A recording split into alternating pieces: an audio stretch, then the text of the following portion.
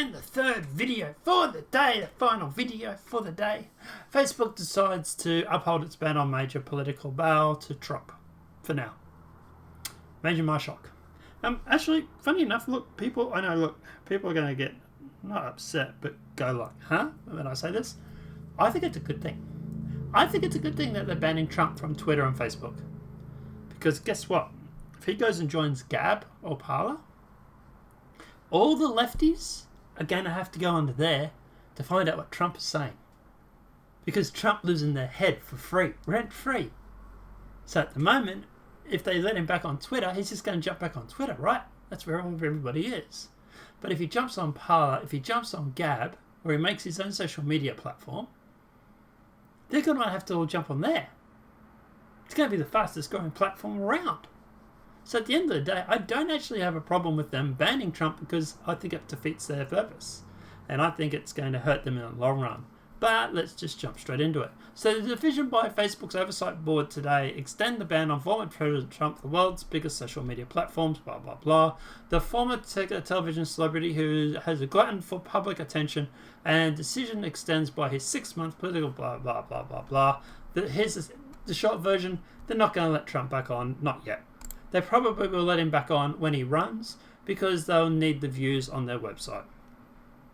And subsequently, Facebook and Twitter and stuff like that is a dying platform right now. They are hemorrhaging money because no one wants to be on there. They've banned all the interesting people. And the others that are on there are all sitting there talking about their pronouns. So, you know. We do actually have this article.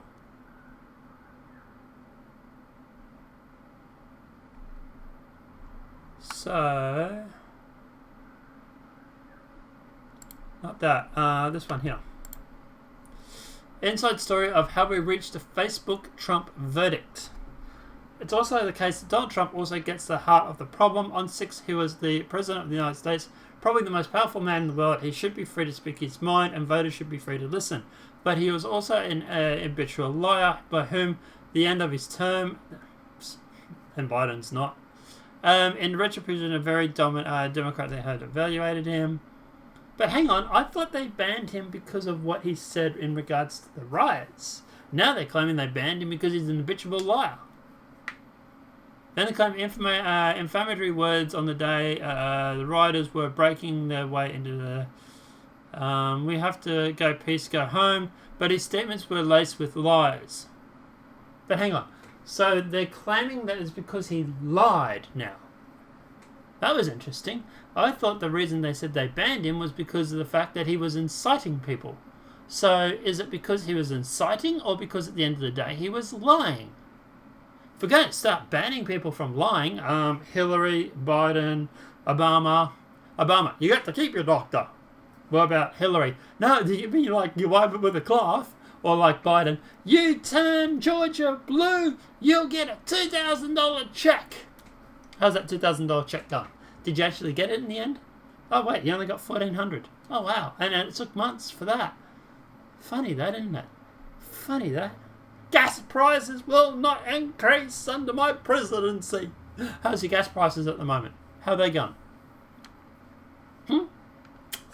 Not too well? Who would have thought? But at the end of the day, yeah, so you can start banning politicians for lying. You're going to have to start banning a lot of them. Was Trump a liar? Sure. But most of it was just stupid stuff. Like, I got the best burgers in the world. It's a hyperbole. Right? Guess what? No one actually believes Donald Trump has the best burgers in the world. I'm going to build a fence, the biggest fence in the world. No, Trump, I think the Great Wall of China is actually bigger than your fence. But guess what? It's hyperbole. Yeah, there's a difference between lies that are just hyperbole and just things like, I got so many burgers I could stack them to the moon. They went through and literally fact-checked to see that. So it's interesting because they're not fact-checking Biden now, isn't it? It's weird how it only seems to go one way. But look, at the end of the day, I don't want to say too much on this because I find this conversation is just boring. The fact is, at the end of the day, they're going to unban Trump when he goes and runs for presidency again because they know if they don't, he's going to go to some other platform and guess what? They're going to get all the traffic. And Twitter is desperate for traffic right now, which is why they keep re-evaluating this situation. At the end of the day, if he was to run in 2024, you find that they would unban him. Because they need them clicks. They need them people to go to the platform. So you know what I would do, Trump, if I was you? Sign up to Parler. Sign up to Gab. Kick him in the butt. Do something. You're going to start your own media platform. Great, terrific. But until then, why don't you get on Gab? Free speech platform, run by a fellow American, start-up American company. Why are you not jumping on Gab? Oh, because Aaron Kushner told me not to. Great. Who's he? Oh, he's my son-in-law. Who cares about Aaron Kushner? Jump on Gab. Get on Gab. They have their own independent setup, their own independent servers. What are you waiting for?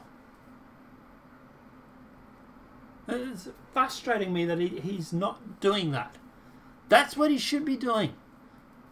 And I find it really interesting that Gab started getting a lot more traffic than it usually does, and all of a sudden Parler came up. You know, Parler, that was, I think it was funded by the Koch brothers. Yeah, funny that, isn't it? And then Parler went down. Oh, wow, we're a bit of a shock. And then everybody forgot about Gab.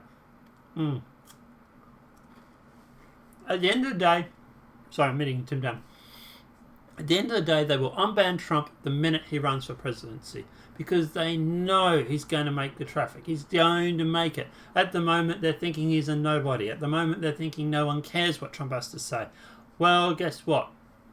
The thing that his communication platform that he launched a couple of days ago proves otherwise. Let me know what your thoughts are in that comment section below. If this video has been helpful, please smack that like button. If you're new to the channel, welcome and subscribe. Apart from that, guys, we'll see you in the next demonetized video from YouTube. Have a great night and enjoy.